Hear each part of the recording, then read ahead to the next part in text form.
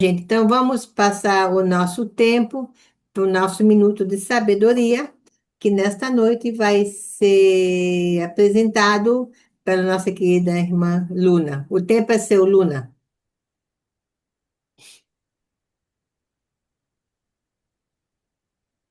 Boa noite a todas.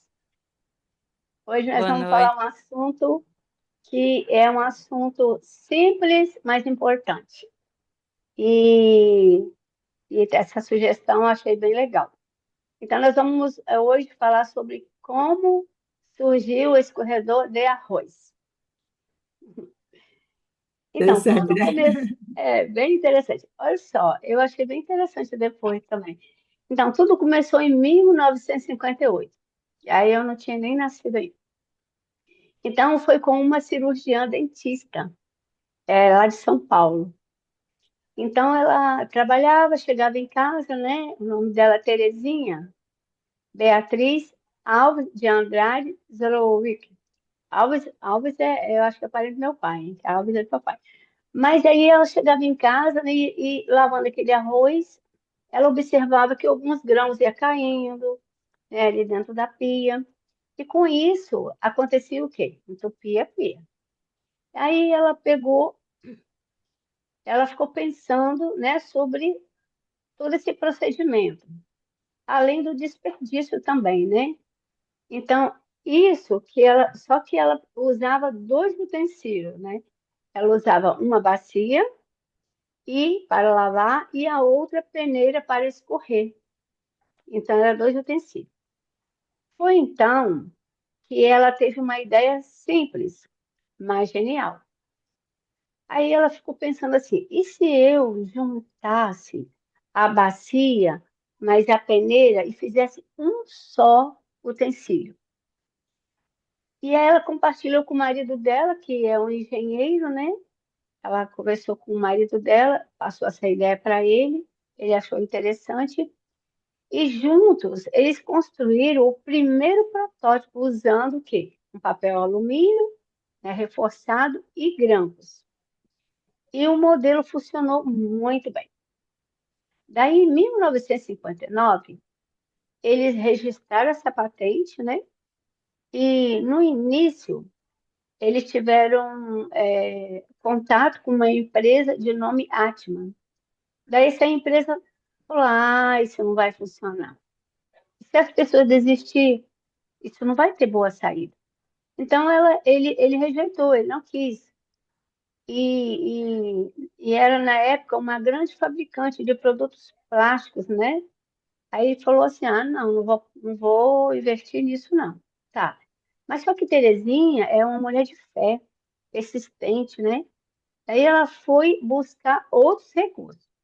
E ela acreditou na ideia dela, já estava registrada a patente, ela foi procurar uma outra empresa de nome Troll SA. E por intermédio de Eduardo Garcia Rossi, que é o secretário, né, da Fiesp, que conhecia o dono da empresa, Joaquim Ferreira, daí eles foram lá, apresentaram, e essa empresa percebeu o potencial, né, do produto e iniciou a fabricação em 1959, né? Quer dizer, nesse mesmo ano que registrou a patente. E foi um sucesso. Então, imagina se a Terezinha ela tivesse desistido, hoje a gente não teria o escorredor de arroz, né? A gente ia continuar caindo, aí poderia cair entupindo nossas pias também, né? Então, esse menino sabedoria, ele é pequenininho e essa é a história do nosso escorredor de arroz. Deixa eu te mostrar então o vídeo. Tá.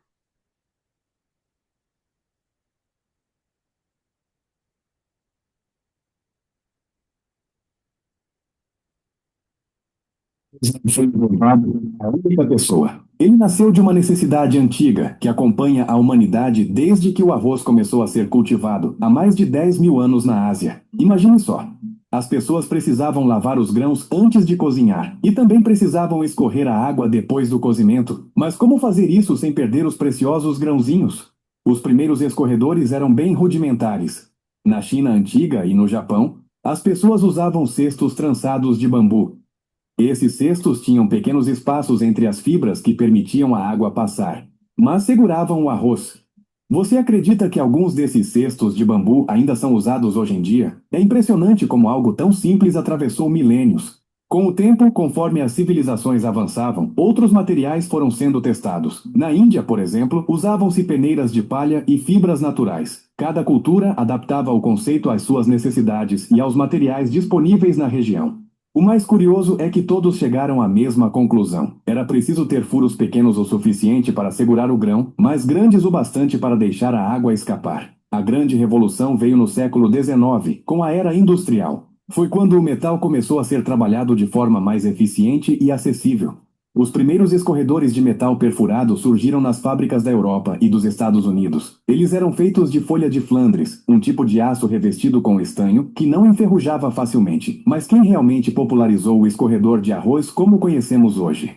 Foi um conjunto de pequenos fabricantes de utensílios domésticos que, entre os anos 1880 e 1920, perceberam que havia um mercado enorme para produtos práticos de cozinha. Empresas como a Wagner Ware e a Vollrath, nos Estados Unidos, começaram a produzir em massa esses utensílios com furos uniformes e design pensado para facilitar o dia a dia. No Brasil, o escorredor de arroz chegou junto com a urbanização e a modernização das cozinhas, principalmente a partir dos anos 50. Antes disso, nas áreas rurais, as pessoas ainda usavam peneiras de taquara ou cestos artesanais, mas com a industrialização, o alumínio se tornou o material preferido. Era leve, barato e não enferrujava. Rapidamente, o escorredor de alumínio com furinhos virou presença obrigatória em toda a cozinha brasileira. O que pouca gente sabe é que existem diferentes tipos de escorredores para diferentes tipos de arroz. No Japão, por exemplo, onde o arroz é mais grudento, os escorredores têm furos menores e um formato específico que facilita a lavagem dos grãos até a água sair completinha. Já na Tailândia, onde o arroz jasmine é popular, os escorredores são mais rasos e largos. Hoje em dia, com o avanço da tecnologia, temos escorredores de arroz de silicone, de plástico resistente ao calor, e até versões que se encaixam diretamente nas panelas. Mas a essência continua a mesma. Furinhos estratégicos que separam o que queremos do que não queremos. É fascinante perceber como um objeto tão simples conta a história da nossa relação com o alimento mais consumido no mundo. O escorredor de arroz é mais do que um utensílio. É um símbolo de praticidade, de evolução tecnológica e de como pequenas invenções transformam nosso cotidiano. E aí, você já sabia dessa história? Conta aqui nos comentários o que...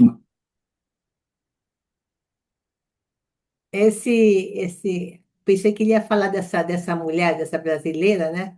Ele falou em âmbito geral, né? Ele falou depois, né? Como foi industrializado, né? Isso, Luna. Mas na realidade alguém teve o pensamento, alguém pensou. Uma dessas mulheres que você explicou para nós, né? Essa brasileira, né? Essa que você falou, ela era médica, né? Que ela é dentista? Cirurgiã dentista. Cirurgiã dentista, yeah. Mas é claro que depois, quando essas grandes fábricas descobriram isso, entraram com tudo, né? Aí Sim, fizeram o metal, fizeram tudo. eles aprimoraram, né? Foram Eles aprimorando. aprimoraram. Mas uma coisa, como você falou, tão simples, uma coisa tão simples, escorredor de arroz. Mas que diferença fez na nossa cozinha? Que diferença faz na nossa cozinha? Imagina se não tivesse o escorredor de arroz para poder passar o macarrão, até o macarrão, não é só o arroz, e o macarrão também, né? Para escorrer o macarrão, para escorrer verduras. Muitas coisas você usa com escorredor, né? Com esses furinhos. Interessante, né? São coisas pequenas, insignificantes, mas o Senhor deu inteligência ao homem para criar isso, para nos facilitar a vida. Em coisas pequenas, gente, não é nada em escorredor de arroz, uma coisa simples, mas não facilita a nossa vida. Então, nós queremos agradecer a nossa querida Luna de compartilhar esse minuto de sabedoria, que é simples, mas importante, né? Sobre a importância dessas pequenas invenções que fazem da nossa vida mais confortável, melhor, né? E também mais saborosa, porque quando a gente cozinha o arroz, o arroz fica mais gostoso quando está escorrido, né? Não é isso? Isso. Então, eu deixo o nome de Jesus Cristo também. Obrigada, obrigada, Luna. Obrigada, amiga. Obrigada.